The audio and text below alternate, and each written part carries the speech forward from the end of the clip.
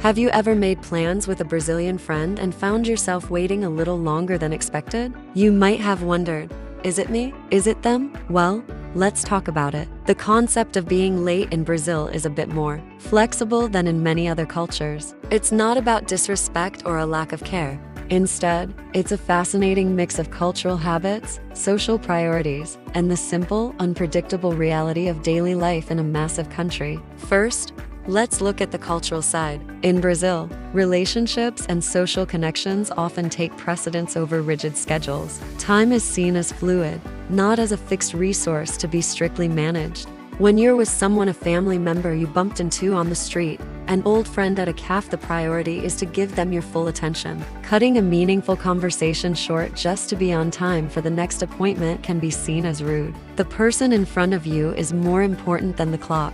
So, a quick 5-minute chat can easily turn into a 30-minute catch-up, and just like that, the schedule for the rest of the day is pushed back. This creates a domino effect. If one person is late, the next person they meet will also be delayed, and so on. This social flexibility is often built into expectations. When a Brazilian says, "I'm on my way," it might not mean they've already left the house. It could mean they're finishing up what they're doing, about to get ready, or just starting their journey. There is an unspoken understanding that "on my way" is more of an intention than a precise status update. Similarly, if a party is scheduled for 8 p.m., most guests will intuitively know that arriving at p.m. or even later is perfectly acceptable. Showing up right on time might even be a little awkward, as you could catch the hosts still in the middle of their preparations. But it's not all just cultural. We have to talk about the huge practical challenges of living in Brazil, especially in the big cities. Think about São Paulo, Rio de Janeiro, or Salvador.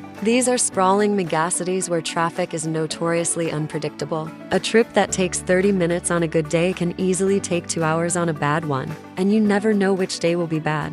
A sudden downpour, a traffic accident miles ahead, or just the sheer volume of cars on the road can bring everything to a standstill. Even the most punctual person can't control a citywide traffic jam. Public transportation, while extensive, can also face unexpected delays, from crowded platforms to technical issues. So, even with the best intentions, simply getting from point A to point B can be a monumental and time-consuming task. People build in buffer time, of course, but sometimes even that isn't enough to battle the chaos of urban commuting. So when you put it all together, the high value placed on in the moment social interactions, a more fluid perception of time, and the very real logistical hurdles of daily life, you start to understand why punctuality in Brazil is different. It's not a sign of carelessness. It is a complex cultural dance where intention meets social interruption and the unpredictable reality of the environment. Brazilians are masters of navigating this reality. They understand that life happens, conversations need to be had, and traffic will be traffic.